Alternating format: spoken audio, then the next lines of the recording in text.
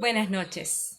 Elegimos este momento justamente para compartir con ustedes un breve cuento de Mario Arregui.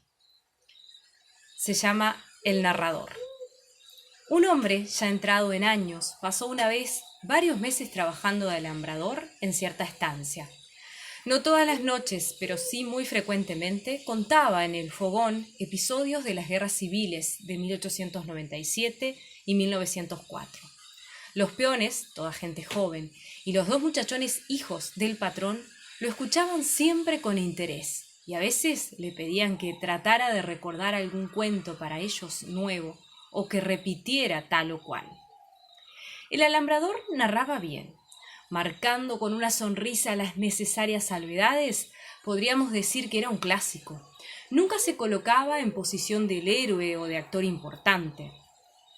Nunca decía yo y casi nunca testimoniaba como testigo presencial, o por lo menos demasiado inmediato. Reconstruía y mostraba los hechos con el ánimo y desde los puntos de mira de un observador un tanto abstracto, bastante impasible, muy naturalmente ubicuo o semiubicuo. Contaba como alguien que había visto y sabido todo, pero que tenía o había tenido la virtud de olvidar y recordar de acuerdo con las leyes universales del olvido y la memoria. Sus relatos eran lineales y límpidos, sin trampas ni tecniquerías, conducidos con dominio instintivo del arte de narrar, ese arte que es más común de lo que los escritores, los profesores y los críticos literarios suelen creer. Y no se confinaba en la épica. La guerra era en sus labios, las horas de combate y lo que ellas implicaban o podían implicar, el cuerpo ofrecido al peligro como si no fuera del todo propio, la intención de matar hombres asumida de la manera en que se asume una tarea, la muerte rondando a cada uno lo mismo que una multiplicada mosca verde llamada por el olor del coraje, el miedo sacando de pronto sus cabecitas de víbora por imprevistas grietas del alma. Pero era también, y más todavía, la vida libre y casi feral en los campamentos, las materereadas, mucho lúdicas, las carreras de piojos en las hojas de los facones o en las caronas, las marchas y contramarchas en caballadas agotadas, las diabluras como actos gratuitos, las dificultades para conseguir un puñado de sal.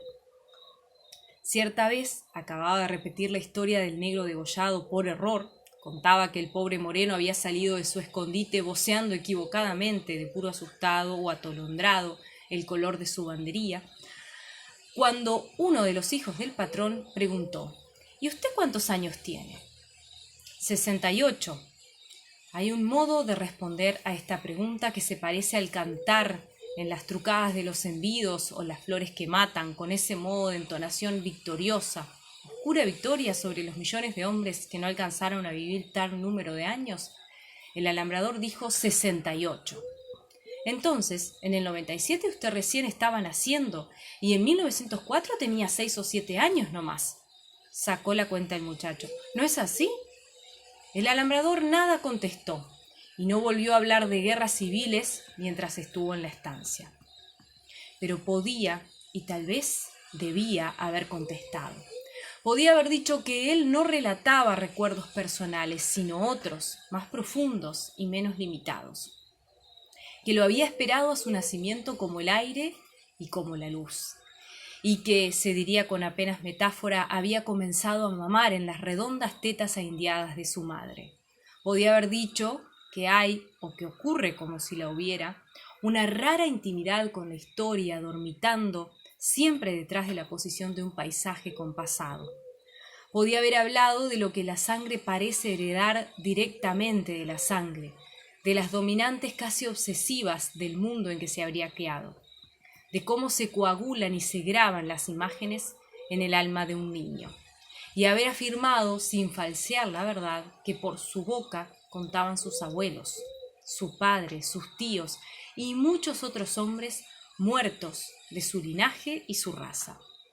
Y finalmente podía y debía haber puntualizado con algún énfasis que no era él un mentiroso, sino algo muy diferente, algo un poco mágico y un poquito sagrado. un narrador.